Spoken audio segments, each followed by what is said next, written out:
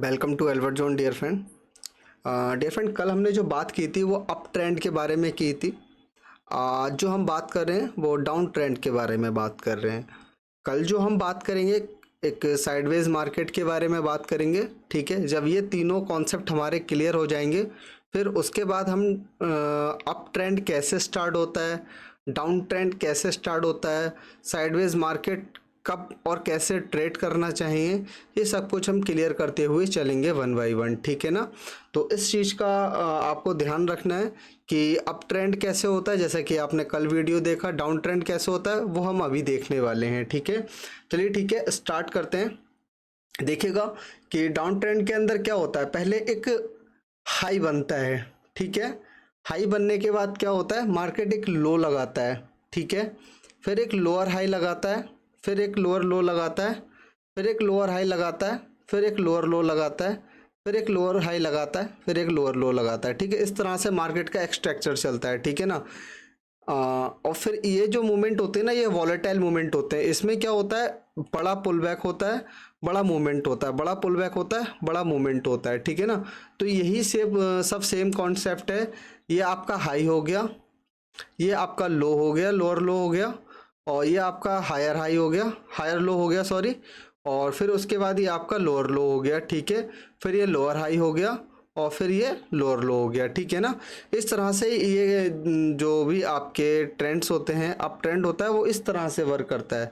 ठीक है, अभी क्या होता है अप ट्रेंड के अंदर, अप ट्रेंड कब जाकर चेंज होता है, जब तक ये जो ट्रेंड लाइन बन रही है, ट्रेंड लाइन जब बनती है, जैसे ही ट्रेंड लाइन का ब्रेकआउट होता है, ठीक है, उसके बाद ही अप ट्रेंड चेंज हो जाता है। ठीक है ना।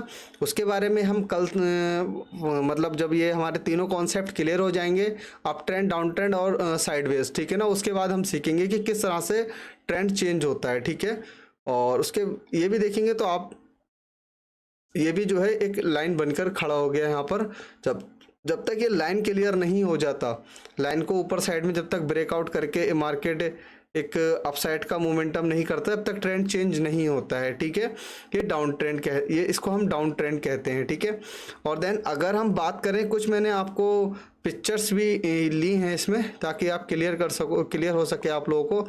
तो देखिएगा, जैसे कि ये हायर हाई हुआ, ये हाई हुआ सॉरी, लो, फिर लोअर हाई, फिर लोअर लो, फिर हाई, फिर लोअर लो, फिर लोअर हाई, फिर लोअर लो, फिर लोअर हाई, फिर लोअर लो। इस तरह से मार्केट का एक ये डाउन ट्रेंड कहलाता है। ठीक है ना।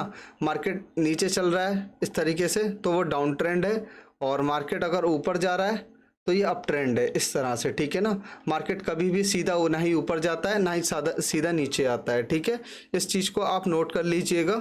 ठीक है, सेम यही कॉन्सेप्ट मैंने इसमें भी समझाया है आपको कि पहले आप देखिएगा कि हाई बना, फिर लो बना, फिर लोअर हाई बना, फिर इसी तरह से मार्केट कंप्लीटली वर्क करता है। ठीक है, और अगर आप देखेंगे तो ये मैंने कुछ चार्ट के थ्रू आपको समझाया है, क्योंकि सिंपली समझना और चार्ट के अकॉर्डिंग समझने में बहुत डिफरेंट है।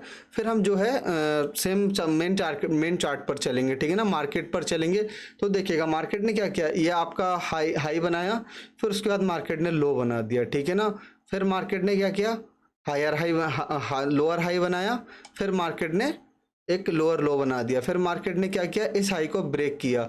बट क्या हुआ, अभी तक ये हाई जो है ब्रेकआउट नहीं हुआ है।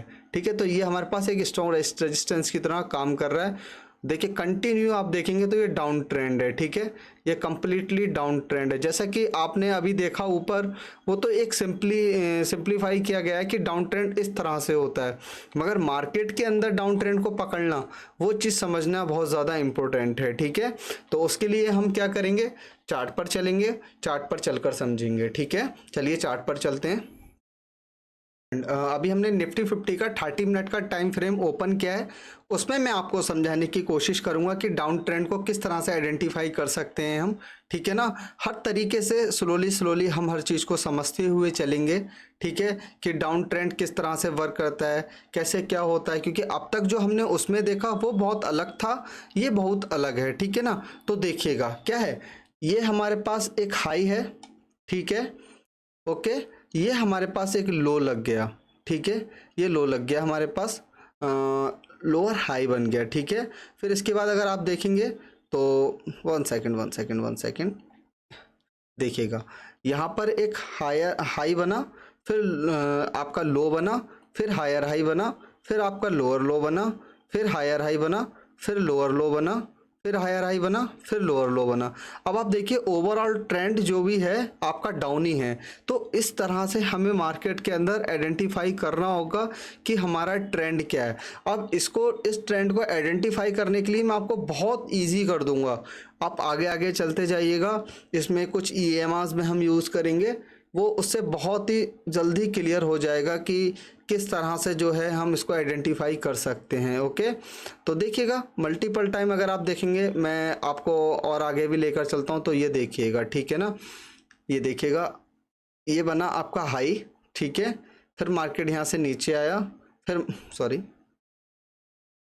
ये बना देखिए हाई, हाई के बाद मार्केट ने एक लो लगाया, ठीक है, फिर मार्केट ने एक लो लगाया, फिर मार्केट ने एक हाई लगाया, लोअर हाई बोलते हैं, ठीक है। फिर उसके बाद क्या किया, मार्केट ने लोअर लो लगाया, फिर मार्केट ने लोअर हाई लगाया, फिर आप देखिए कंटिन्यू मार्केट ने जो है लोअर लो बनाया, ठीक है। अब आप देखिएगा कि यहाँ पर ट्रेंड चेंज हो गया, इस जगह पर जो है ट्रेंड चेंज हो गया। तो जिस तरह से ट्रेंड चेंज होता है वो भी हम आगे वीडियो में क्लियर करेंगे, ठीक है ना। तो आज का देखिएगा, आज क्या हुआ है मार्केट के अंदर। आज सिंपली आप देखिएगा कि मार्केट ने अभी क्या किया है, मार्केट ने लोअर लो लगाया, फिर हाँ लोअर हाई लगाया, फिर लोअर लो लगाया, फिर लोअर हाई लगाया। अभी मार्केट वहीं पर ट्रेड कर रहा है, ठीक है ना। तो कल क्या हो सकता है, कल मार्केट हो सकता है कल एक नया लोअर लो लगाकर लोअर हाई बनाए। ऐसा भी हो सकता है कि मार्केट थोड़ा नीचे आए, फिर ऊपर जाके फिर इसको नीचे साइड में कंटिन्यू कर सकता है ना। बट ये सारी चीज़ें हमें देखनी होंगी मार्केट के स्ट्रक्चर के अकॉर्डिंग। इस तरह से आपका डाउन ट्रेंड, ये डाउन ट्रेंड कहलाता है, ठीक है। सिंपली तरीके से आप समझ सकते हो। अगर हम बड़े टाइम फ्रेम पे चलते हैं, हम चलते हैं 1 आवर पर, ठीक है ना। 1 आवर पर अगर आप देखेंगे तो इसमें आपको और भी ज़्यादा क्लियर नज़र आएगा, ठीक है। तो देखिएगा कि अब आप देखेंगे एक चीज़ को कि ये देखिएगा ये क्या बना, ये बना हमारा फर्स्ट हाई, ठीक है। उसके बाद आप देखिए ये क्या बना आपका लो, फिर ये क्या बना आपका लोअर हाई, ठीक है। फिर ये आपका क्या बना लोअर लो, फिर ये क्या बना लोअर हाई, फिर ये क्या बना लोअर लो, फिर ये क्या बना लोअर हाई, फिर ये क्या बना लोअर लो, ठीक है। तो इस तरह से मार्केट के अंदर ये डाउन ट्रेंड कंटिन्यू हो रहा है, ठीक है। और मार्केट ऊपर जा रहा है नीचे आ रहा है, ऊपर जा रहा है नीचे आ रहा है, ठीक है ना। तो ये सारी चीज़ों ये होता है डाउन ट्रेंड, ठीक है। अब यार अगर अभी आप और पीछे जाएंगे तो आपको यही मार्केट के अंदर स्ट्रक्चर देखने को मिलेगा। देखिए अप ट्रेंड में है मार्केट, तो अप ट्रेंड में कंटिन्यू जा रहा है, ठीक है ना, नीचे नहीं आ रहा है। ये देखिए नीचे नहीं आ रहा है। बट अगर आप यहाँ देखेंगे तो यहाँ पे देखिए डाउन ट्रेंड स्टार्ट हुआ, कितना बड़ा गैप अप हमें देखने को मिला।